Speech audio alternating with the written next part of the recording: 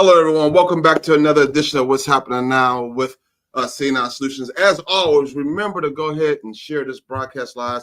There could be some information here, not only useful to yourself, but to probably a family member or a friend. Hey, tonight's broadcast is being brought to you by Will Technology.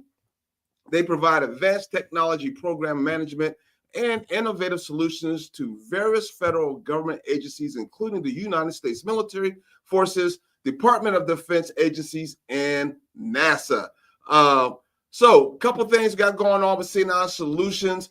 We are going into the holiday season, so we holded all of our entrepreneur classes for now. We'll kick those back off starting in January. Oakwood University will be coming in, and we'll be also inviting some other organizations in the community to participate in those classes. We will be doing a lot of Christmas events and a lot of holiday events coming up for Christmas, so be on the lookout for that. Make sure you follow us on our Facebook page and all our social media channels to get that.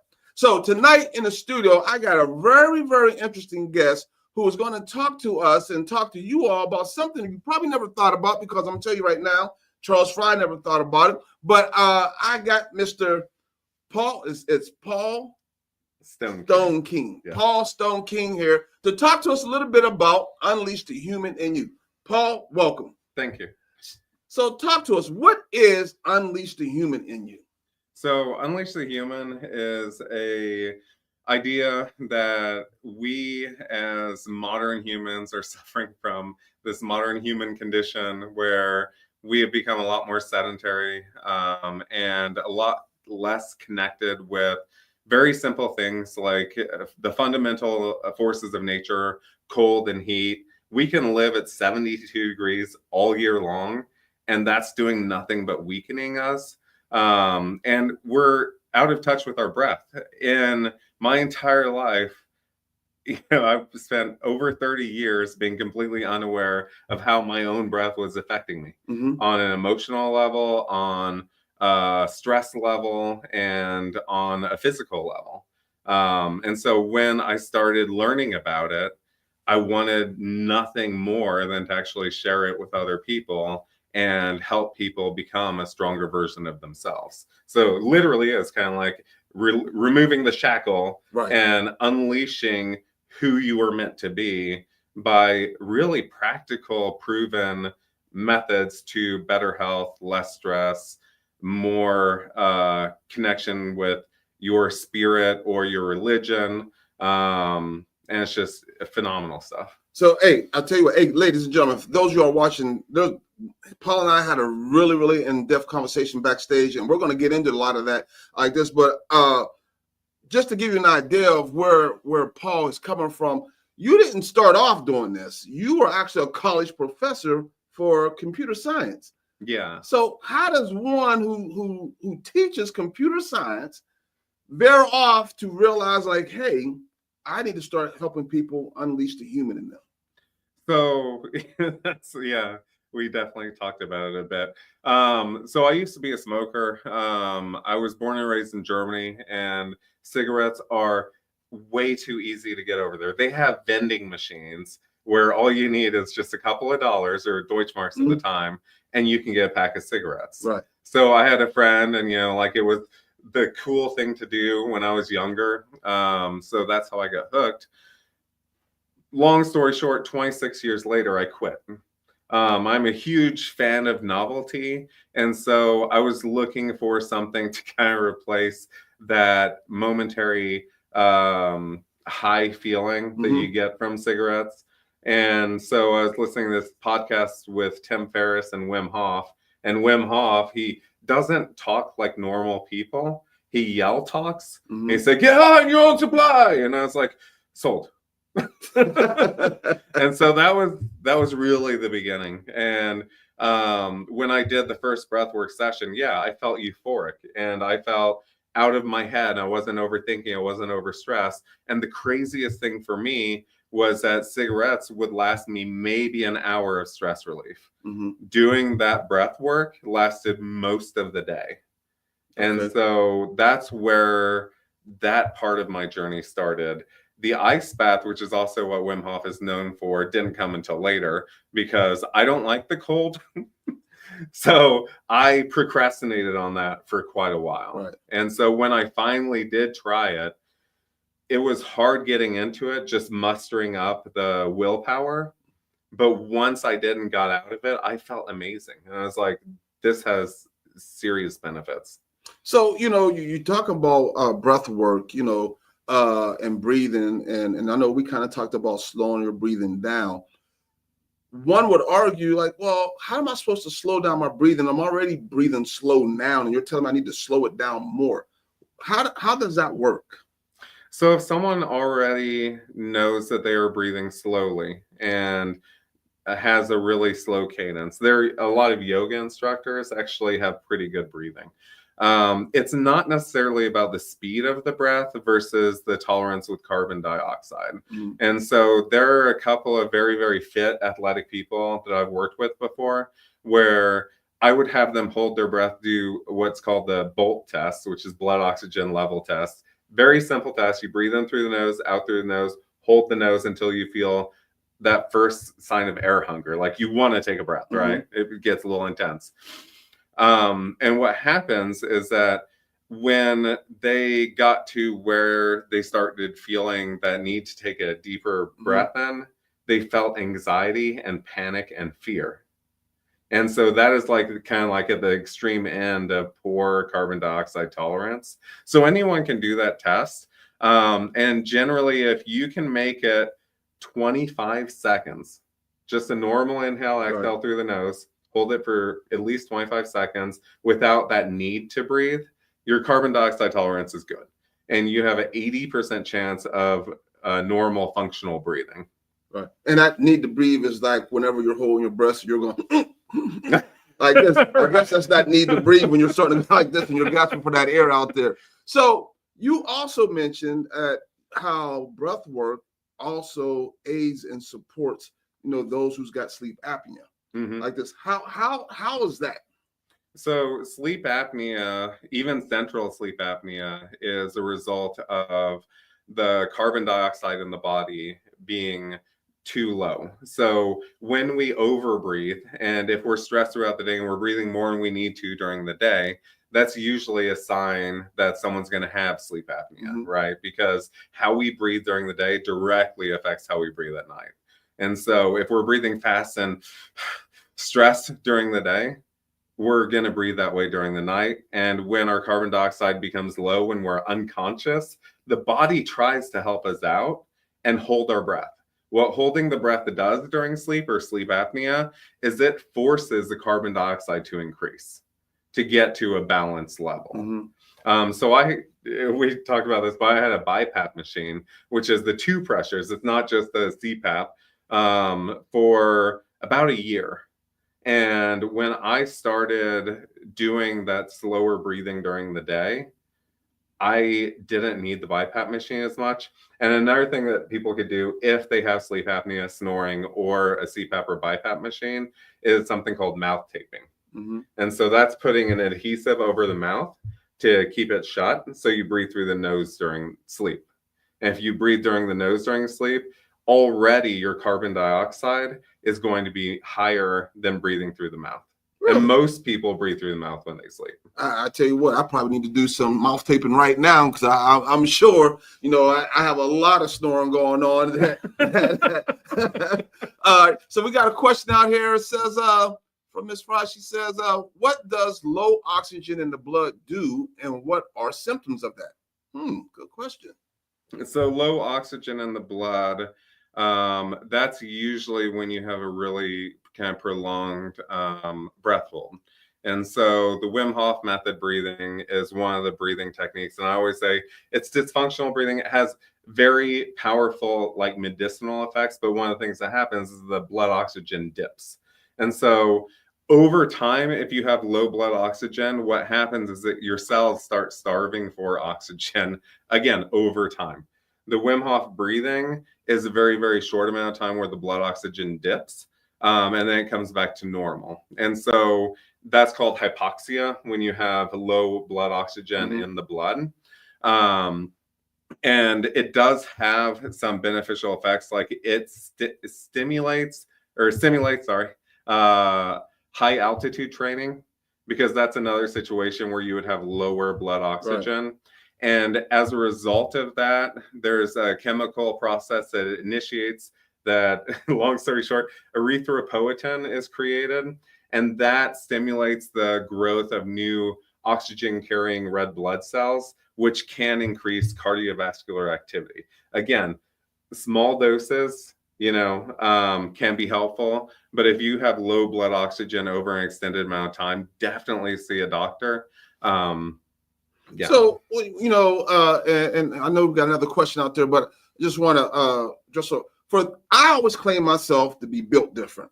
And I'll say that thing when someone says, Charles, how are you able to do that? I'm built different. Like this, Charles, why are you able to, sustain that or be able to do that? I'm built different.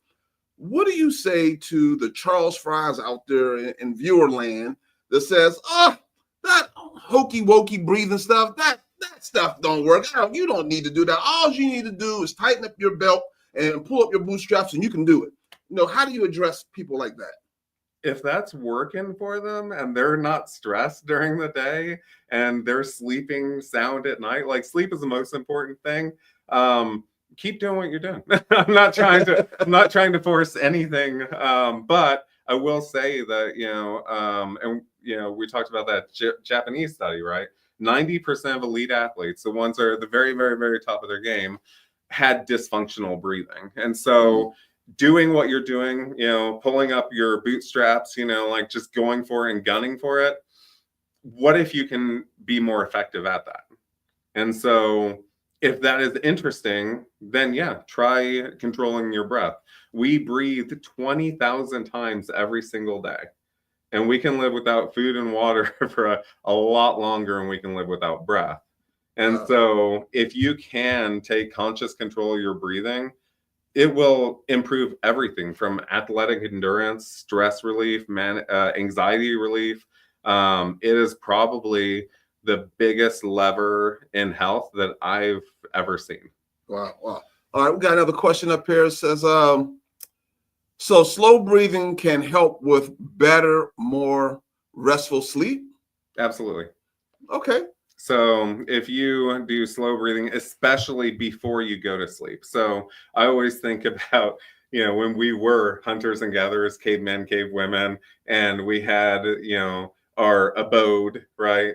We went out, hunted during the day, gathered berries and whatnot, but we came back and we had the safe space. Mm-hmm. We don't have that safe space anymore because we have phones. Right. And phones are one of the anxiety or stress triggering things. And so before you go to sleep, if you're breathing stress, right, you have thoughts racing in your mind, you're not going to have great sleep and you're not going to get to sleep easily. And so one of the things that I have recorded in an email newsletter that I send out is breath work for sleep. And it involves two different things. One is looking to the side, and this is from Andrew Huberman, if anyone is familiar. Looking to the side for 20 seconds, eyes open or closed, just having your gaze go there for 20 seconds, the gaze go the other way for 20 seconds, and then going into that 5-second inhale, 5-second exhale, basically for 5 minutes or until you go to sleep.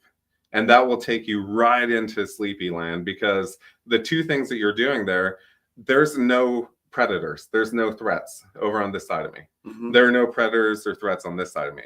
You have to feel safe to get adequate, restful, deep sleep. Otherwise, you're just not, because the body's trying to protect you, right?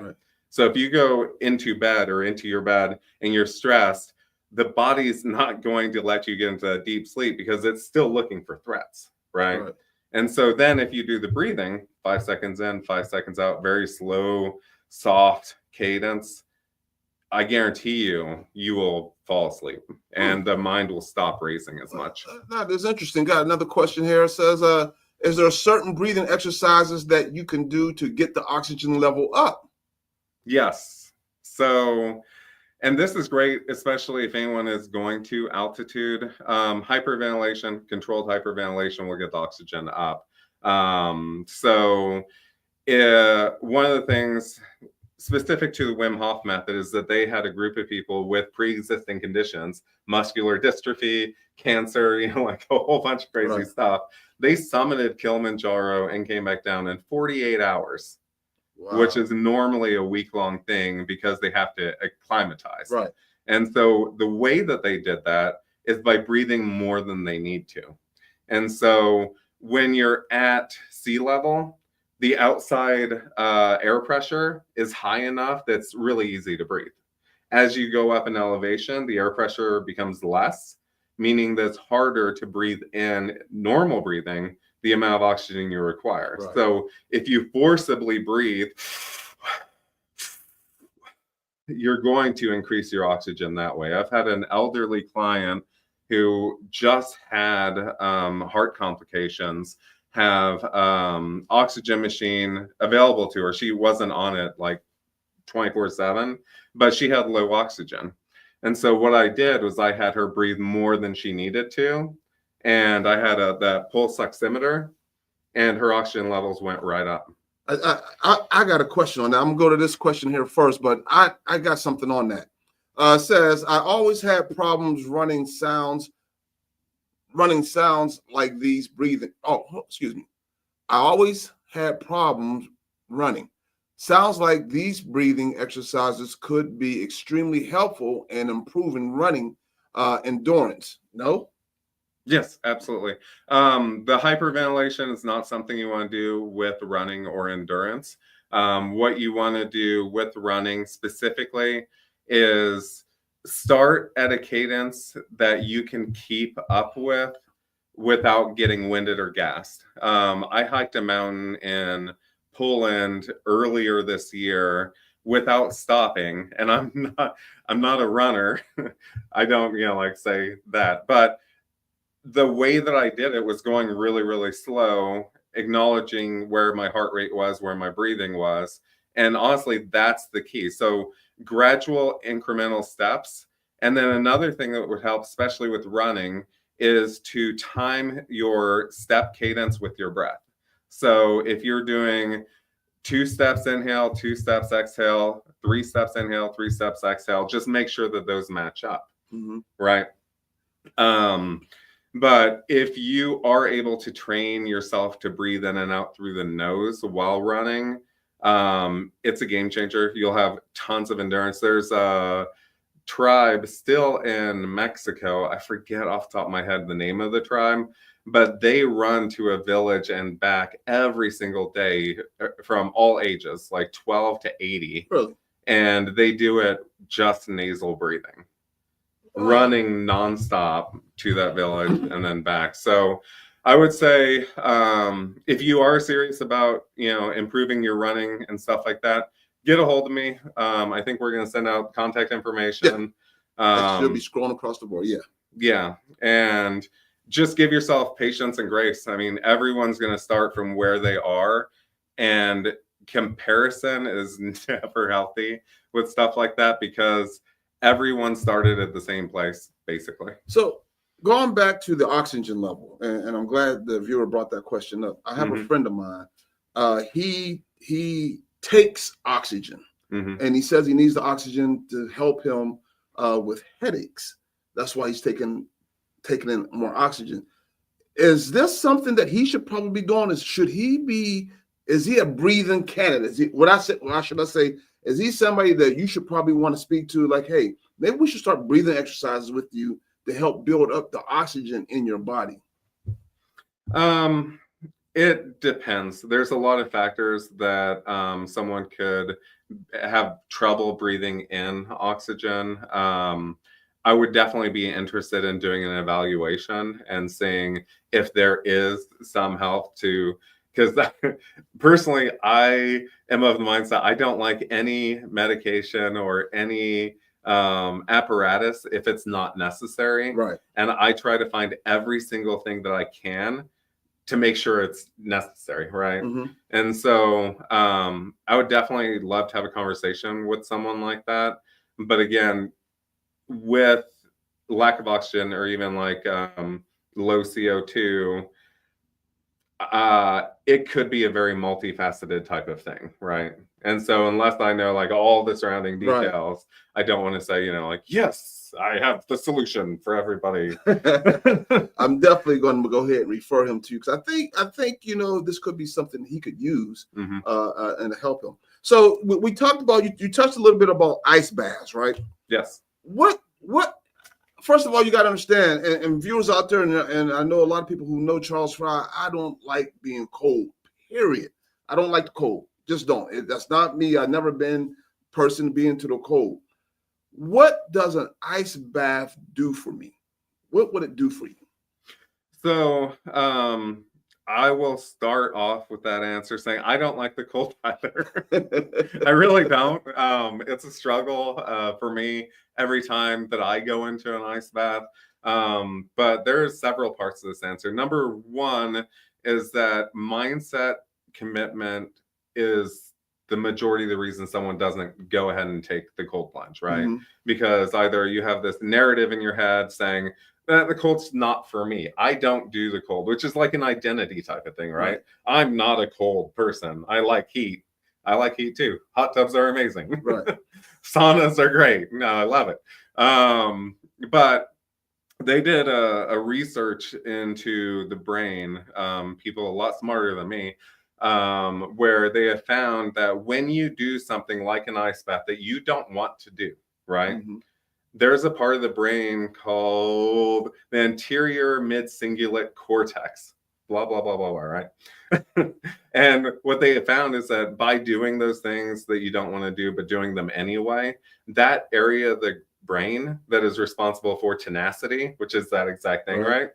Actually grows regardless of the age that you are. And so even an 80-year-old, if they do things that they don't want to do, they're developing that tenacity muscle in the brain. I know it's not muscle, it's part of the brain, but they're developing that discipline every single time they go into discomfort, right?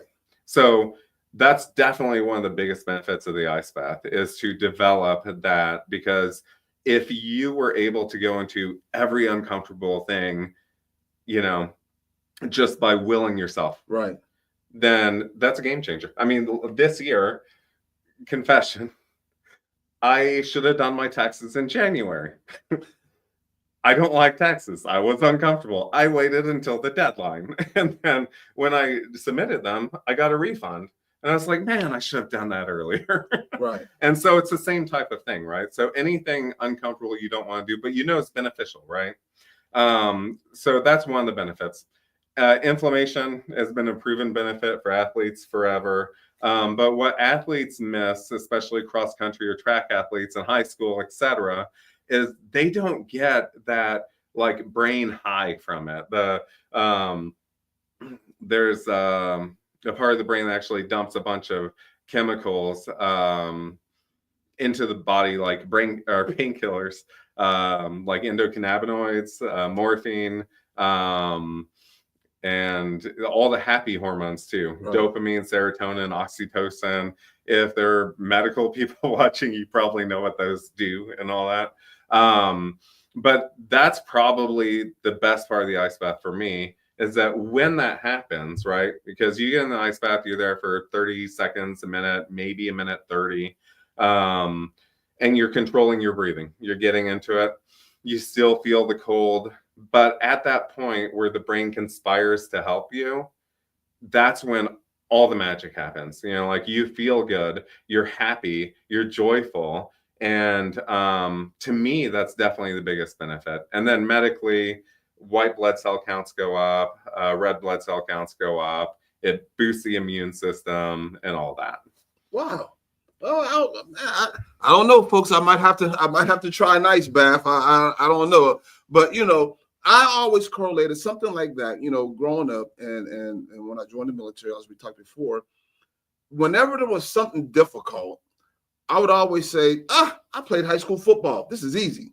If I had to go run somewhere, I played high school football. This is easy. If I had to build something, I played high school football. This is easy. Like this. Do you get that same type of adrenaline or feeling by doing an ice bath I did an ice bath, so I know I can do this.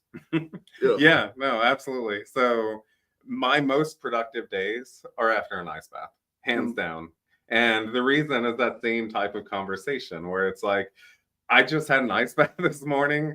I can, respond to that email that I've been putting off, that I've been dreading that response of, or I can call this person that I've been avoiding, or really, and again, it goes back to that study with the brain, the tenacity brain. Right. And so when you do something difficult, especially, and this is the key, especially something you don't really want to do, that part of the brain where you conquer things like that. They're controlled stresses instead of uncontrolled, right? So you are taking proactive action to check off all the to-do items that, if anyone has like a to-do list, some items, they just fall off to the next day. Right. And then the next day they fall off to the next day, right?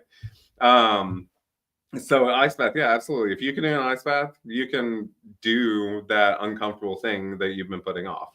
We had a collaboration a few months back with Hustle Healthier and Jana Peterson, and she did a mental health portion of it. And one of the things during the mental health portion of it, she basically said that the human brain doesn't know the difference between fiction or reality. So if you're scared of an ice bath, right? And, oh, no, I can't do it.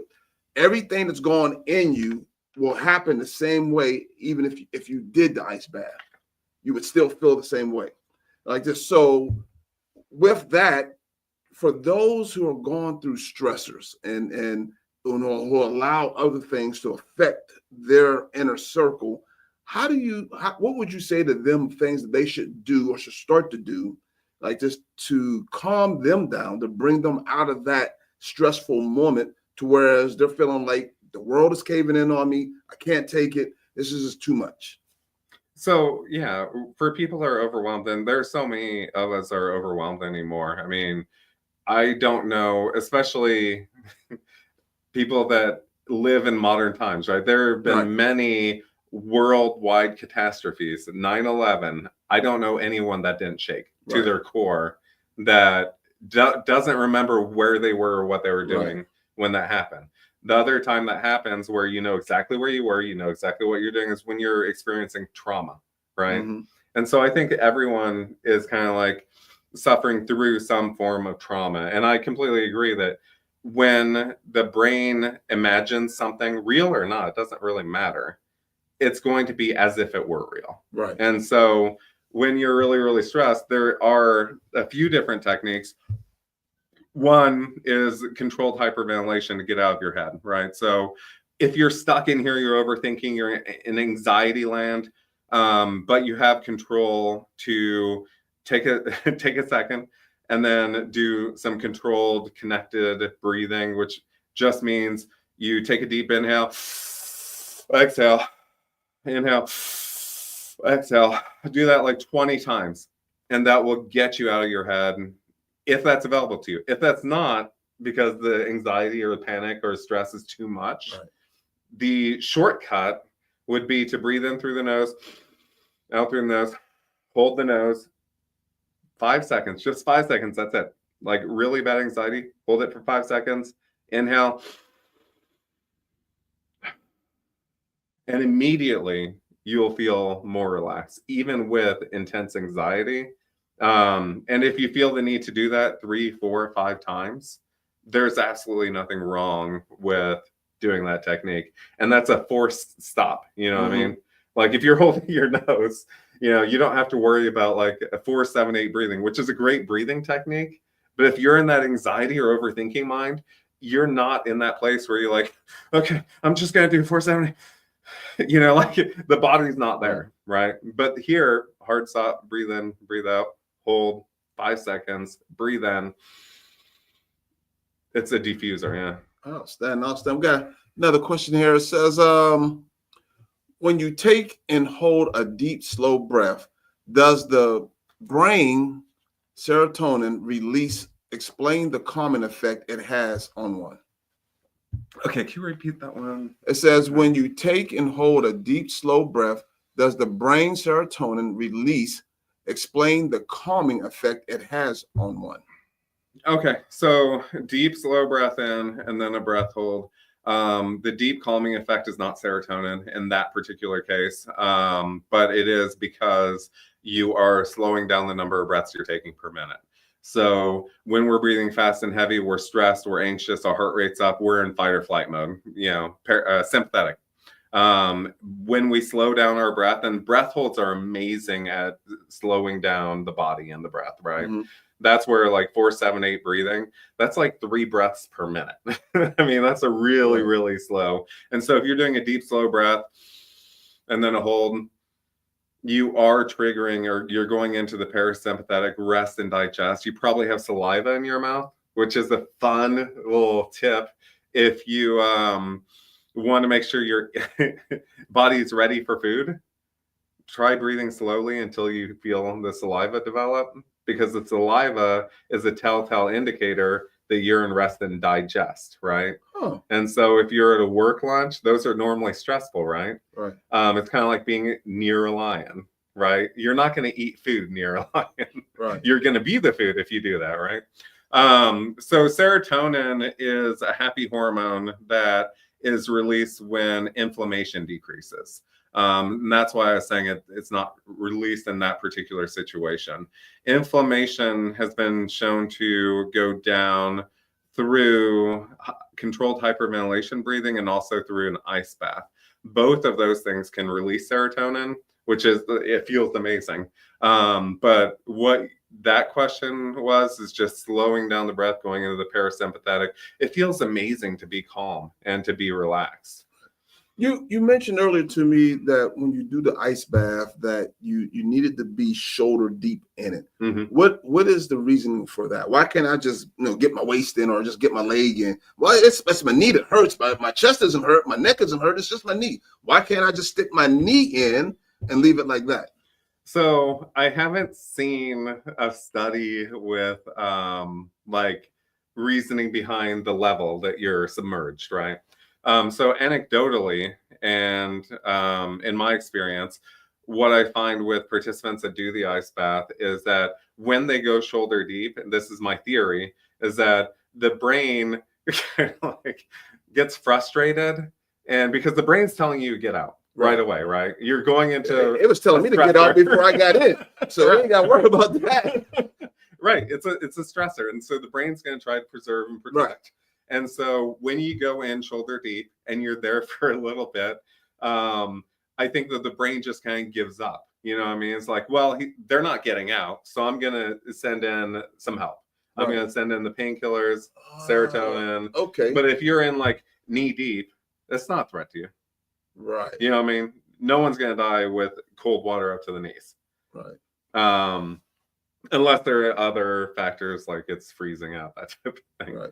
But that's where I see the difference between people relaxing and getting to that place where the painkillers are going, the happy hormones are going, like within 30 seconds of being in an ice bath, versus someone that even goes into like the chest line, right?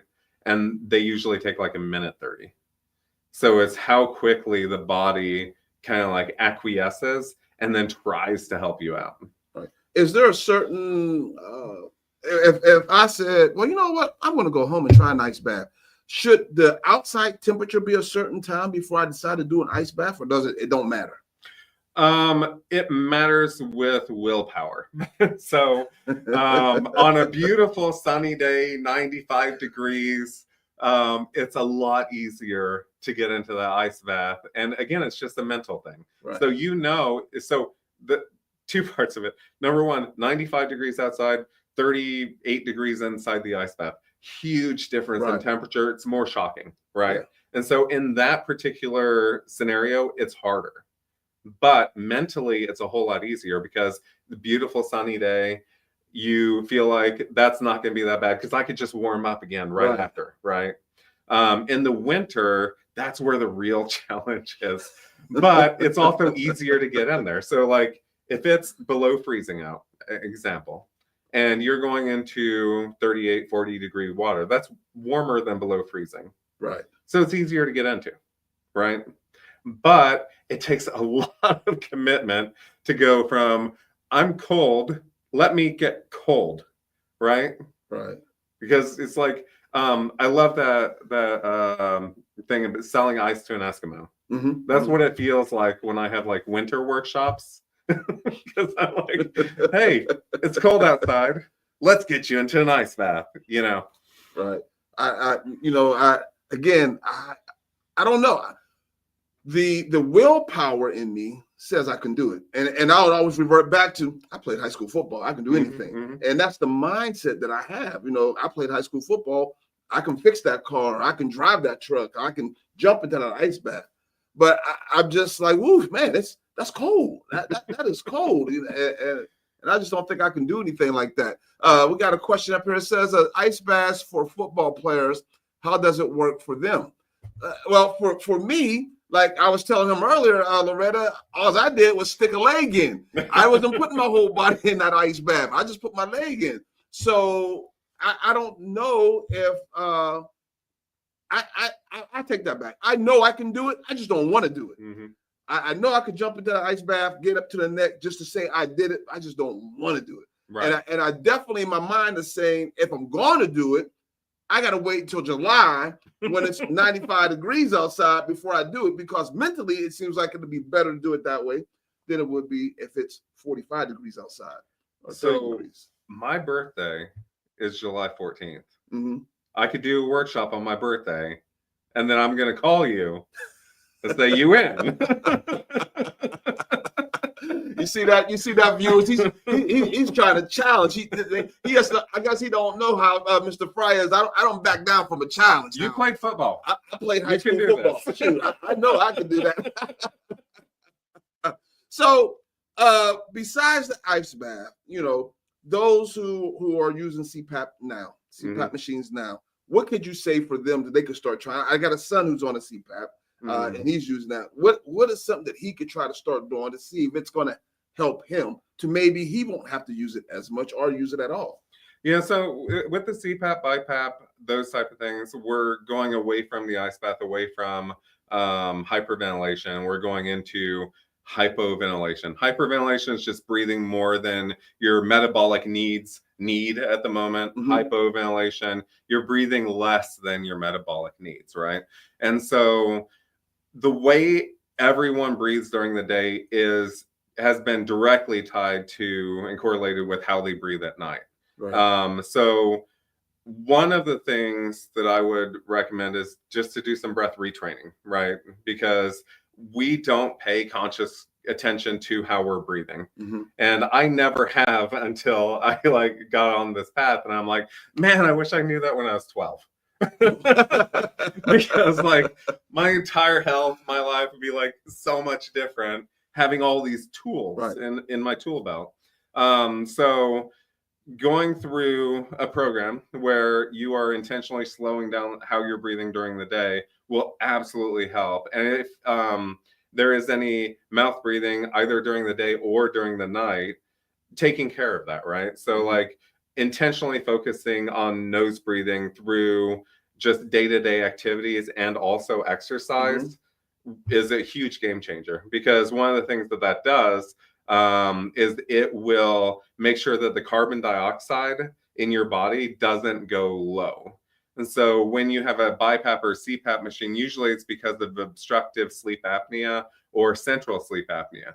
Both are directly tied to low CO2 levels when you're going to sleep, which is indicative of either mouth or over breathing. Right. And so I was on a BiPAP, which is that dual pressure machine, for a year. And first thing that I did when I stopped using that was mouth tape, because I would wake up with a dry mouth every morning. And if you wake up with a dry mouth, anyone that's listening, you're breathing through your mouth during sleep. And so there's this thing called mouth tape you can put over your mouth. And there's one called Myo tape. Get a hold of me if you want. I'll give you the link and all that. But that goes around your mouth, not covering your mouth. Mm-hmm. Because there's a lot of sleep tape out there that covers the lips. And for people that are scared of being suffocated while they sleep, legitimate concern when they have tape over their mouth. This one, it like goes around the lips. Just make sure that the mouth is closed, right? It works with beards, no beards. I like it because I have a beard. But mouth taping at night, making sure you're breathing through the nose, like pretty much took care of the BiPAP machine altogether. And then when I was doing my own breath retraining, slowing down my breathing intentionally throughout the day, I sleep very soundly, very quietly now without any sleep apnea occurrences. I even did a sleep study to see where I was. And that's how I got into the BiPAP. Yeah. I'll say, got another question here. Let's see. Got says, don't ice baths affect your joints later in life? That's a very interesting question. Not in a negative way. If someone has arthritis in their joints, ice baths will actually help reduce the inflammation associated with the arthritis. It would only be a net positive for joints even later in life. Okay. Is there a well? Let me ask you this, because you got my wheels up here turning, and I'm thinking about offering something. Is there a specific tub, device, apparatus that needs to be used to conduct ice baths in, or could a viewer just simply fill their tub up with ice and water and make that work in there?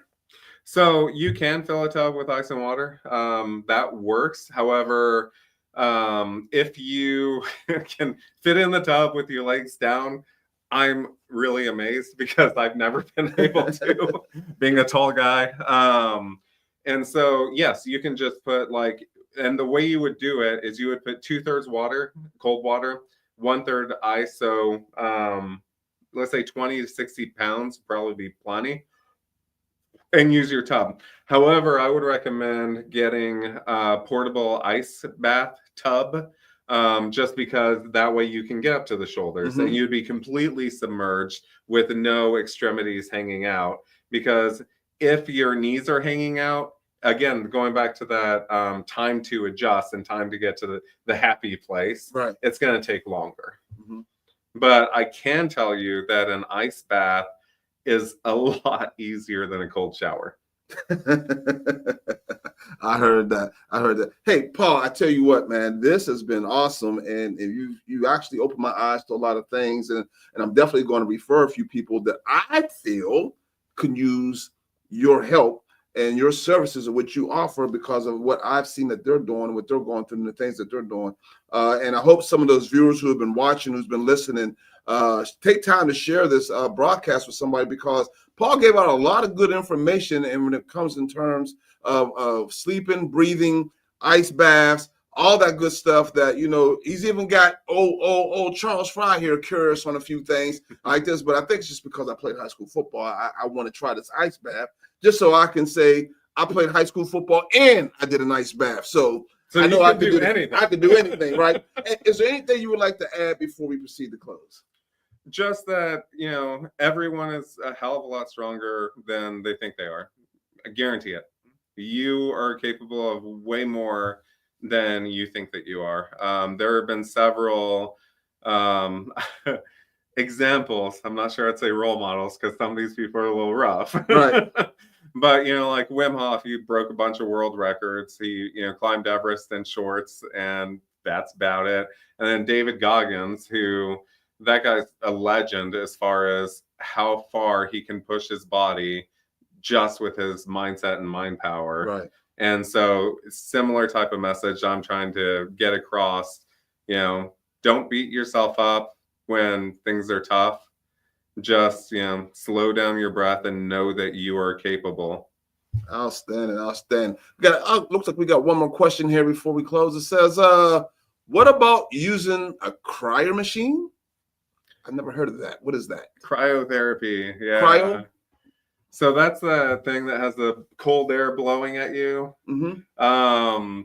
One thing I will say about those is it's a great experience. I think the Recovery might be the only one in town that does that. But it's a great experience. And the air does not conduct into the body as much as water does. And so if you have taken ice baths, those cryo machines are very, very easy. But if you just want to try cold exposure in a very controlled sort of way, it's really fun. Yeah. No, and I know one thing that we didn't talk about and I didn't ask, is there a maximum and minimum limit which someone should be in an ice bath? So that's a very, very good question. With my workshops that I do, I have the next one coming up on the 30th. I limit people to 2 minutes. And I know it sounds weird to say it like that. I limit them to 2 minutes. But literally, whenever a participant's in the ice bath and they get into that place where their brain is like killing all the pain, people feel warm in there, they feel happy, blissful, just very zoned in. They don't want to get out. And so, yeah, I have the entire crowd counting down from 10 to encourage them to get out. Wow. So I limit it to 2 minutes for someone's first time. And if I see that they warm up accurately and know how to warm themselves up, the next time I'll, kind of monitor them. But usually I let them go for maybe 5 minutes. Again, depending on how they're doing, right? And all that. So first time 2 minutes. And I would recommend even at home, if you tried an ice bath, limit it to 2 minutes the first time. Don't let ego get involved. Yeah.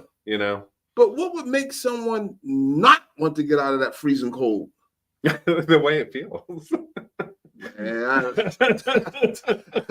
don't know, Paul. I don't know about that one. I don't know about that one. We got another question here from Miss Emma. She says, 2 minutes is a long time depending upon what you're doing. Yes, you're right, Ella. 2 minutes is a long time. I agree with you on that, especially when it's cold.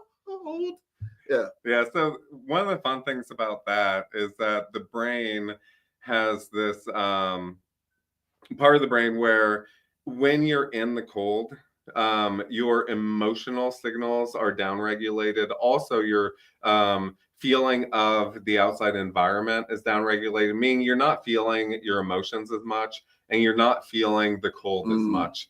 And so when I say that at a certain point, once you control your breathing, so when you get into an ice bath, there are two things that happen that make it a very, very cool, nice experience. One is you're going to feel emotional right when you get in, like across the board, men, women, first time they're plunging in, that cold shock, you're going to get emotional. And it's crazy, but like these emotions range from like anger, happiness, sadness, like every spectrum. I've had people get in right away, they start giggling. I'm like, okay, slow down your breathing, slow down your breathing. And so once they slow down their breathing, get control of their emotions. I mean, I don't think that you realize how much time is passing as you're being guided to slow down your breathing. And so by the time that several people have slowed down their breathing, they're already a minute in, they're feeling a lot more comfortable, a lot more capable, and they're already halfway done, right? Halfway done through the worst of it, and you're starting to feel good. 2 minutes goes by really quick. Really? Yeah. Well, that's something. Hey, I don't know. Man, ice bath. Ice bath. I don't know, viewers. I think one of you all out there need to go ahead and do that ice bath first and then reach back to me. Let me know how it was, how'd you fare out like this, and then maybe, just maybe, Charles Fry might have to do one. Heck, I might even do it on one of our lives just to show you all and prove to you all that I can do it. I ain't scared of no ice. Hey, Paul, appreciate you for coming in here tonight and taking time with us. It's been wonderful. And those of you all who've been watching and viewing, appreciate all the questions that y'all been giving him. It's a lot of good information that came through.